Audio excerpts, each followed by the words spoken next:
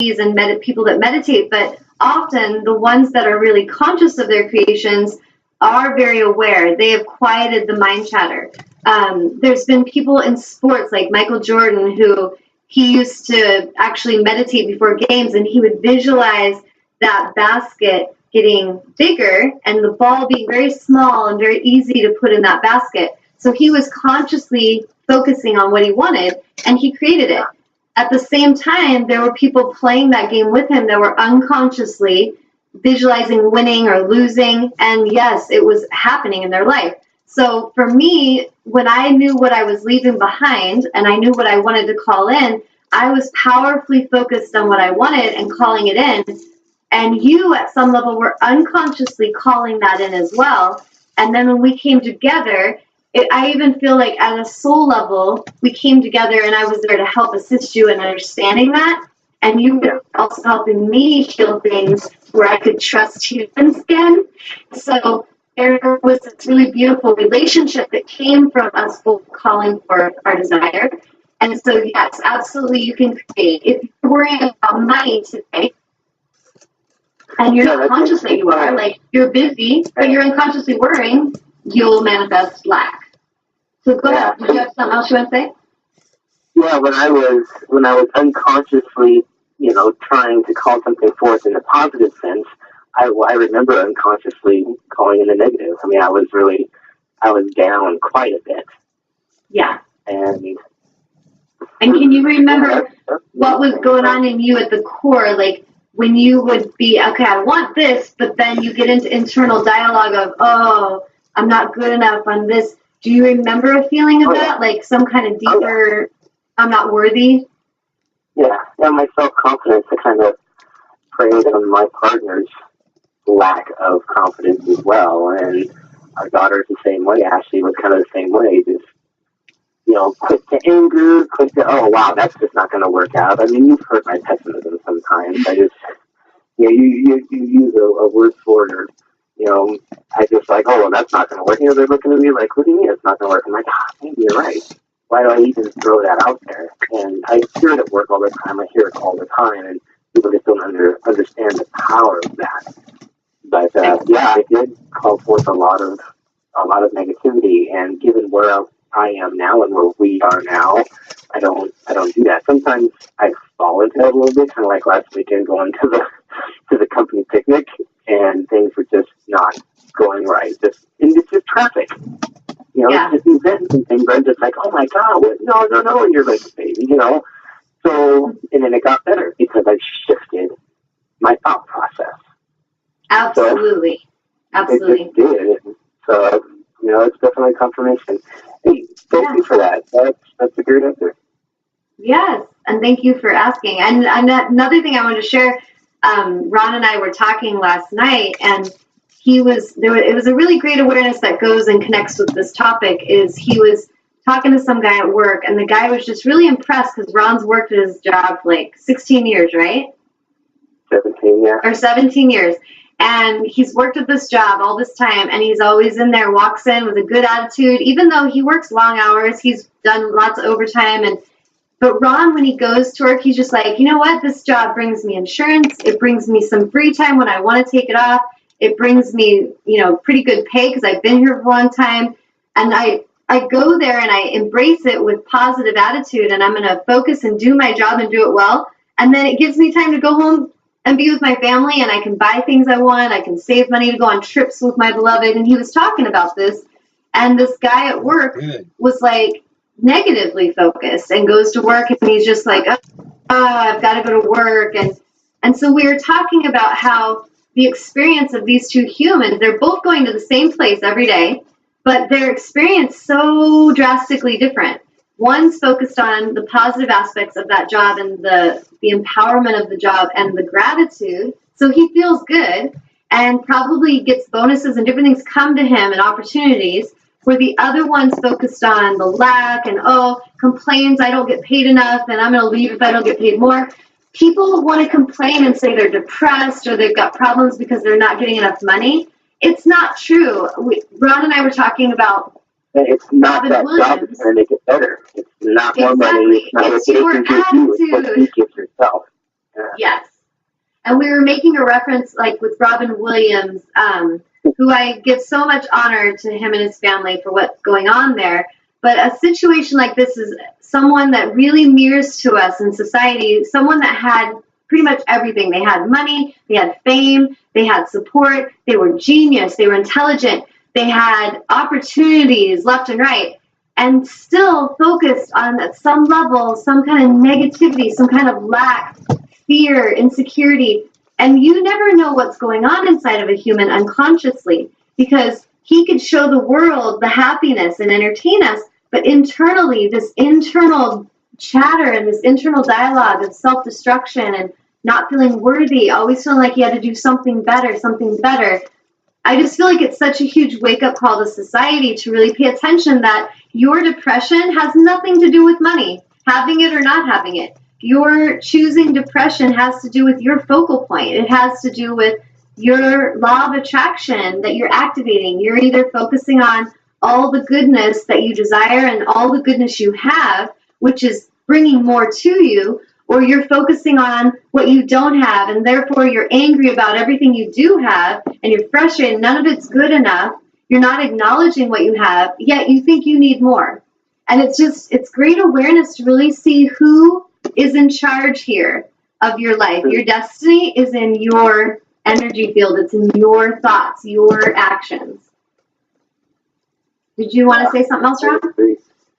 No, that's good. That's an excellent answer. I know we talked about the Robin Williams situation, and you're right. It's an internal thing, yet so many of us look to external satisfaction, and it's just going to make it disappointing when it's not there.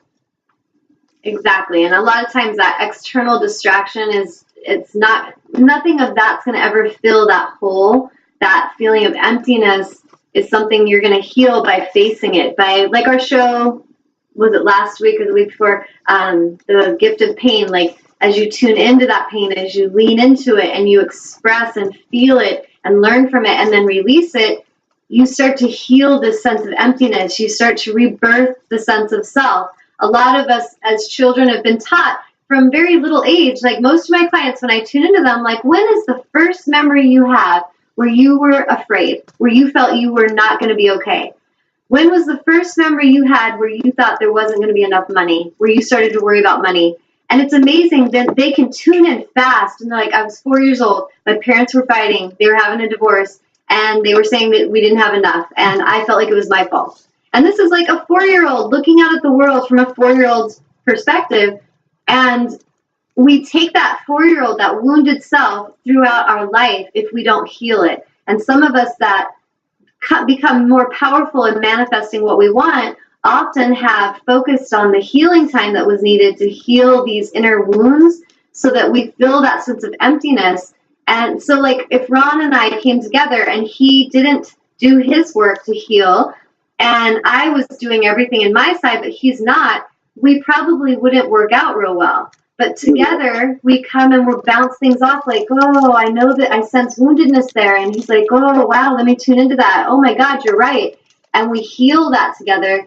This is a really beautiful relationship compared to a lot of relationships that are, let me point out your flaws, and then I'm going to judge you for them. And, oh, yeah, you got them too. And we just, like, fight. And it's this really terrible ego battle. And it's coming from that inner child woundedness. And if we have two misaligned adults that come and enter this union to have a relationship, it's usually going to be a Lady Gaga bad romance kind of story. And if we want to have this beautiful love story, we have to love ourselves. We have to have that alignment within self. And then we can help each other. Does that make sense? Oh, yeah. Most definitely. So I wonder, like, if Amnon never did get his tank, I wonder if he would have fallen into depression. That's a good question. So, Amnon, what if you wouldn't have got your tank? Would you be sad and depressed and like, I don't even want to do this show? No.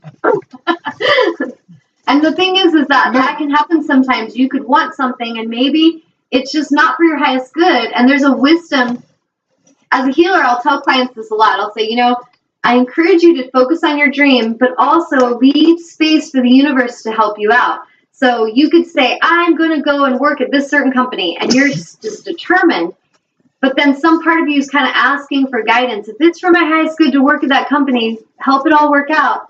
And the universe is not bringing it to connect. It's not happening. You could be angry and frustrated and then go into depression, or you could go, wow, thank you, universe, for saving me time, because at some level I have the awareness to realize the entire universe is supporting me and knows at some level that would not be for my highest good. So if we get really balanced, we start to still call forth our dreams, and we throw out it's like fishing. We throw out the reel, or the lure, not the reel, throw out that lure, and we're like wanting to catch a fish. But if it's not for our highest good, we trust as we're steered and the boat's steered in a new direction. And we have to trust that. I mean, we don't have to. It would serve us to trust that, because there is an energy and effect that wants the highest good for us. And if we learn to trust that, things open for us. If I go and I'm just stubbornly trying to beat a door open because my ego says it has to have that, I can make it happen. And people they do this all the time. But then I'll be in this place that's really not for my highest good. It could be maybe a relationship. I'm just determined I have to be in that relationship. And years later, I realize with awareness, wow, the universe was totally trying to steer me in another direction, and I was not listening. So it's kind of a good balance to have this meditation time where we can tune in and listen and feel our own inner guidance. And then we put out our dreams and we let go, and we trust that the universe will work it out for our highest good. So if it was for Amnon's highest good, that tank came in. If it wasn't, then it wouldn't come in. And it's not because he's bad or he doesn't deserve it. At some level, it wasn't something that was going to serve him. Makes sense? Hey, Ron? Being in the now. Hey, Ron. Yes. Yeah. I can tell you one thing. I mean, this was over 10 years ago. Yeah. And if I didn't get it then, I would still be looking today. Because he knew he wanted it. Yeah, but you'd also be accepting for now, because, like, with the job and things like that, but, like, if you're single and you're trying to call forth a beautiful relationship, but it doesn't happen, the universe isn't supporting that yet, you can't fall in, oh, I'm not deserving of it, you've got to just, oh, wow, I have got... Yes, it's not my time. In my life, and yes, I've got my health, I've got, and when it's meant to happen, it's meant to happen, but if certain things don't come, that's what I had to learn. It's just, it's the 10-year-old that wished for this and wished for that and got all the clues from mommy, then you open the present and some loaf of bread. Yeah. It's just like, you got to be kidding me. No way. Check out YouTube. There's plenty of those videos, and you just got to be satisfied with what you got. So, for sure. Yeah, but I don't know. It's really important to focus on, like, sometimes clients that I'll see they'll not be in a relationship right now, and they're just like, I really want to have love, I really want true love, and then when we really tune in, I'm listening to their angels, and the angels are like, it's just really not about that right now. This is your time. Like, this is time for you to learn to love self, and once you understand this deeply, you will attract the more aligned relationships. If you're not in alignment and you're trying to race into another relationship, a lot of times you'll leave one actor in a movie that took advantage of you, hurt you, and you'll race right into a new actor, and you'll, hire a new actor that will continue to play that part because you didn't really heal anything vibrationally in yourself. So you just keep drawn in the same character, but just played by different, or the same energy played by different characters is what I'm trying to say. Yeah. So that time of inner reflection and healing is really important, and you just got to trust the universe is working it out for you, and the more you do, it works out. Exactly. And hey, thank you so much for your comments on that. That's good. Thank you for calling me, little cutie. You bet. Love you. I'll talk to you later. Thank you. All right, So bye-bye. yeah, if any of you would like to call in with a question or a situation, anything, bring it. It could be relationship, money, health, bring it. And I will totally tune in and assist in showing you what I mean by vibrational alignment. Do you see any other questions, Amnon, before I continue? Nope, you go ahead. Okay. So basically, when we get really simple with everything, with laws of attraction, is it's all vibrational, and we are very emotional beings, and our energy and our emotion changes like the clouds in the sky. And so part of the wisdom that is offered through a meditation practice is that you become aware of the consciousness that you are that is observing the character that you're playing in this